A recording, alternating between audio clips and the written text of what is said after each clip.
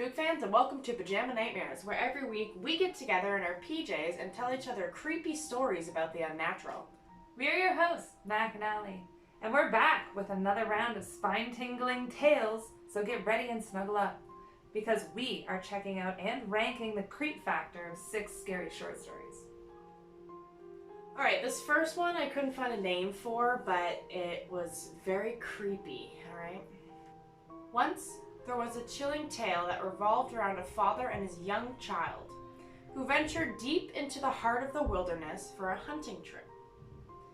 As they immersed themselves into the natural surroundings, the father began to notice an unsettling presence lurking among the trees. It started with brief glimpses of a man's head appearing from behind the gnarled trees, each time watching them intently. The father, growing increasingly uneasy, naturally, decided to relocate with his child to different spots within the woods, hoping to shake off the stranger. No matter how many times they moved, however, the mysterious man persisted, continually peering out from behind the nearby trees.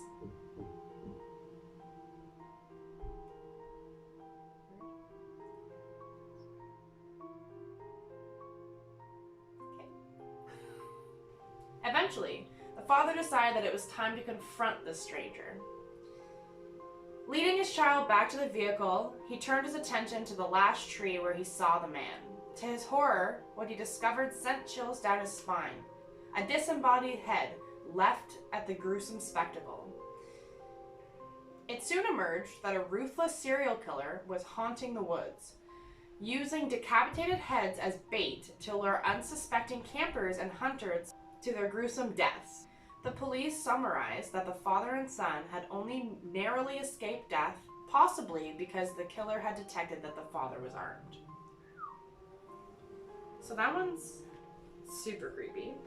That's pretty intense. So basically that guy was just like using the heads of his victims to draw in other victims, pretending to be them behind a fucking tree. And then just using their head the next Kill, yeah. y'all. Yeah. So had they gone over to investigate, they would have been beheaded. And he would have been peeking. Yeah. And then he would have been peeked, so then he could never catch them because it would always be it's different always people. a different man. That's scary. That's terrifying. I honestly give that one like a 9 out of 10. Like if that happened to me, I would shit myself. I would be so scared. Yeah, I'm gonna give that a 9 as well. That is terrifying. Alright, so this next story is called The Chair. When my sister Betsy and I were kids, our family lived for a while in a charming old farmhouse. We loved exploring its dusty corners and climbing the apple tree in the backyard.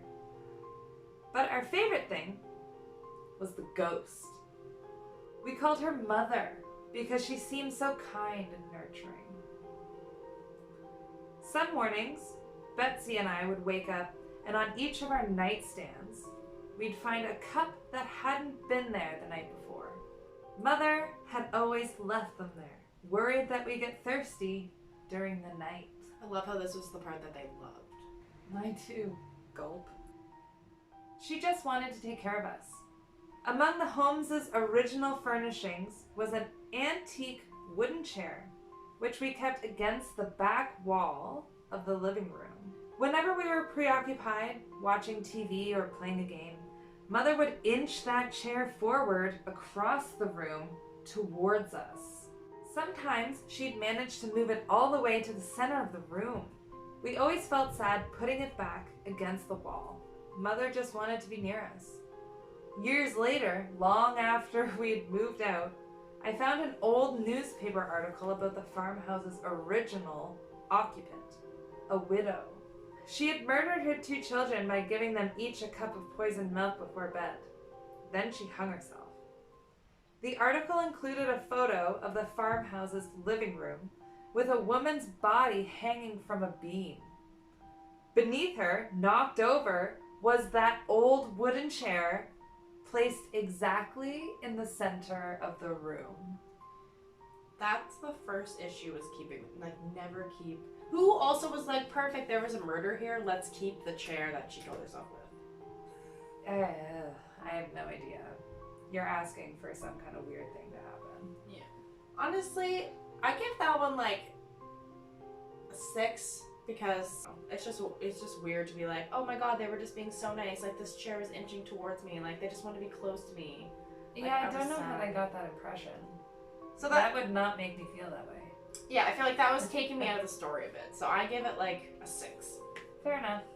I'm gonna give it a 7 personally, just because like the actual events and the situations that are happening are scary. Like, that would scare the shit out of me, even though they weren't. Yeah. Like, if I woke up and found a cup that I hadn't put there the day before, A, I would think that somebody's in my house. Yeah, true. You know, and B, I would just, shit my pants. You would be like, yay, thanks, ghost. I was so thirsty. Yeah. Okay. This next one is called The Cabin. A hiker decided to go on a hike by himself. Something he was not very used to. Perfect start. Oy. The whole day was normal. Trees and bushes engulfed his surroundings. He enjoyed being outdoors in the mountains. Nothing seemed strange to him. That was, until he was making his way back to the car. He figured an 8-hour hike was good enough. The sky was already getting dark and he needed to get back, fast. What was odd was how much he didn't recognize the trail back. He began to panic. Night had already taken over and all he had was a flashlight and no clue how to get back. He knew it was already too late and too dangerous to keep going through the perilous forest. He began to worry that he would have no shelter for the night, when almost lucky enough, he stumbled across a broken down cabin. It was dark and it seemed like no one had visited it in years. But he knew it was the only place where he could rest until daylight, especially since his flashlight was running out of battery. He knocked on the door a few times and no one answered, so he let himself in, and strangely enough, a perfect bed fitted for one person awaited him in the center. In the center? Oof, that's already so creepy. Ugh. He knew that if the owner of the cabin came back, that he could explain himself, and then he would be sure that the owner wouldn't mind, or was probably just dead. Okay. He went ahead and got himself comfortable in bed, and as he tried to sleep, he couldn't ignore the collection of paintings around the room. Portraits of strange-looking people all looking at you, each with a weird smile that sent chills up your spine. Ugh. Not long after this, his exhaustion from the hike got the best of him, and he was able to ignore the faces and go to sleep. The next morning he got up early, and was shocked to see that there were no paintings in the room, but windows. Oof! That one brought a little bit of tears to my eyes. That's freaky. Ooh! You know what, like 10. Yeah. That one was... That's all the way there for me. I would give that one a 10. That one is nauseatingly scary. Yeah, I did not like playing that movie in my head. Oof. Ugh, that last one really still got me. I'm so spooked. Got the goose. I don't like windows at night. Windows at night, now freaky smiles that you think are paintings. And then they're not. Like, I always just go back to that one time that someone was watching me from my driveway in a hood in the rain. True story. As a teenager when I was home alone. Anyway, what do we got next? Who's in My Bed is the name of the next tale. A father went to say goodnight to his 7-year-old son, very well knowing that if he didn't do this, his son would have trouble sleeping. Classic. Yeah. You should also just say goodnight to your child. Yeah. Their children. Put yourself to bed. My 7-year-old. 7-year-old. He entered the dimly lit room where his son waited under his blanket. Oh. With the first glance, the father could tell that there was something unusual about his son tonight, but couldn't quite put his finger on it. He looked the same, but had a grin that drew from ear to ear. Creepy. You okay, buddy? The father asked. The son nodded, still with the grin, before saying, Daddy, check for monsters under my bed. The father chuckled a bit before getting on his knees to check, only to satisfy his son. There, under the bed, pale and afraid, was his son, his real son. He whispered, "Daddy, there's someone on my bed." What? That one's creepy. Yeah, that was a twist. I feel like the last two have been like they have a punchline, you know what I mean? Like a real, like, last minute Getcha. twister. Yeah. Twister. Because they're, like, misleading because they're like, oh, like, what's wrong with the sun? Like, there must be something happening, but it still feels weirdly normal. But it's just... But then, boom. Who is it? Yeah. I'm only gonna give that one probably, like, 7.5, though. Yeah, I mean, cool. I think I'm gonna give that one a 6. It didn't really quite, like, it was a good twist. It was like a, but it wasn't like a... Yeah, I agree. Next we have a tale called I Found an Open Wi-Fi Connection. They didn't believe me when I told them that there was an open wireless network in range, aptly named Free Wi-Fi. It was rather slow, but that was no problem. You see, we were camping in the middle of nowhere. We parked our truck about a mile down the trail, and from there, it was about a 15-minute drive to the only ramp onto the highway. We were far removed from civilization, to say the least. After we were all done checking Facebook and replying to Snapchats, my friends and I made a game of finding the source of the signal. Marco and Sean went in one direction, and Mike and I in another. 3 minutes later, we were all back at the site. The signal dropped after 185 paces in the direction I went, and roughly 250 in the opposite direction. We agreed with Sean's proposal to go to a third direction, so to approximate by triangulation whereabouts the source. Marco counted the steps. Mike kept an eye on the signal indicator. Sean and I looked out for anything that remotely resembled a router. About 100 feet in, Mike told Marco to stop counting. The signal was at full strength. I looked up for flashing LEDs or running cables or anything that lit up. Marco suggested it could be a pocket Wi-Fi that another camper had left behind, though that was unlikely since there was no 3G coverage out there. But we found nothing. We gave up the search and we made our way back towards the campsite. That's when the Wi-Fi signal disappeared. The sun was setting and it was starting to fog up. A little spooked, we all just agreed to pack up our stuff and hike back to the truck. When we got back to the truck, we realized that we had been robbed. Our bags were torn open, our food supplies were missing, and our tents were toppled. Oh my god. What immediately seemed odd to me was that the thieves hadn't taken our laptops or cameras. Upon closer inspection, all they took was our food and beverages. In my opinion, that was the scary part. Needless to say, we crammed whatever the fuck we could into the torn bags and made a dash for the truck. It wasn't until we got to the truck that Mike told us to check our phones. The Wi-Fi signal was at full strength again, but a chill ran down my spine when the name of the Wi-Fi changed to Run Boys Run. Oh, that one, again, I have a little bit of a tear in my eye. Woo! That one was scary.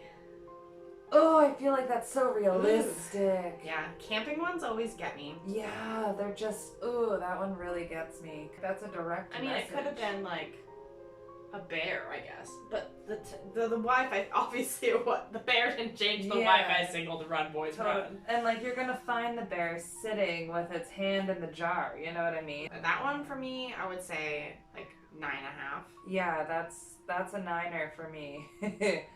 That's spooky. Alright, last story up here. The Hitchhiker, the girl in the white dress. Ominous. I know. A young man named Tom decided to leave a party around 12:30 at night. It began to rain as he drove along the dark, deserted road. He hadn't been driving for very long when he came across a figure walking along the side of the road. Normally, Tom would never consider picking up strangers by the road, but once he saw that the figure was a pretty girl close to his age, he decided to be chivalrous. Tom pulled over and offered the girl a ride back to her house. She agreed and quickly got into the passenger seat. Seeing that her long white dress was completely soaked, Tom took off his jacket and handed it to the girl. She smiled in return and draped it over her shoulders. Between the directions to her house, the girl and Tom spoke about the weather and trivial things about their town. As Tom pulled into the girl's driveway, he grew suddenly nervous. He stared straight forward as he asked the girl if she would like to go on a date sometime. When the girl didn't respond, Tom looked over and found that the girl had already left the car. Bye. He peered out of the windshield, but he could not see her through the dense rain. It was only after he had gotten back home that he realized that the girl had not given him back his jacket. The following morning was bright and sunny. Tom hopped in his car and drove back to the girl's house, determined to get both his jacket and the girl's phone number. Upon knocking on the door, an older woman answered. When he explained about the ride and the jacket, the woman's face morphed into confusion. She told Tom that he had got the wrong house. When Tom described the girl's pretty features and her white dress, the woman immediately burst into tears. She told him that he had described her daughter's exact features and that her daughter had died 10 years prior, coming home from her high school prom. Oh. She then told Tom where her daughter was buried and shut the door. Shaken up, Tom decided to find the cemetery and see the girl's grave with his own eyes. When he found it, all of the hairs on the back of his neck rose. Draped over her headstone was his jacket. That one's fucked up. That one's insane. I feel like it was such a vivid and real and, like, it was a real interaction. Right. She got into his car. She had and took his jacket. Although it's not that scary because like the things that happened to him were pleasant, so I would give it like a 6. But I did like the ending was creepy. Like the jacket part was creepy, but that was the only part that he experienced that was actually creepy. Well, that's true, and I agree there were no jump scares. But I feel like for me, I'm gonna put it on an 8. I don't know. I feel like it was creepy, like to have something so real and to like something so much and have such a connection to actually want to ask this girl on a date. That's spooky. Thanks for joining us on this spooky pajama journey. If you like the thrills and chills, don't forget to hit that like button and subscribe for more bedtime stories with a twist. Until next time, stay cozy and sweet dreams. Or not.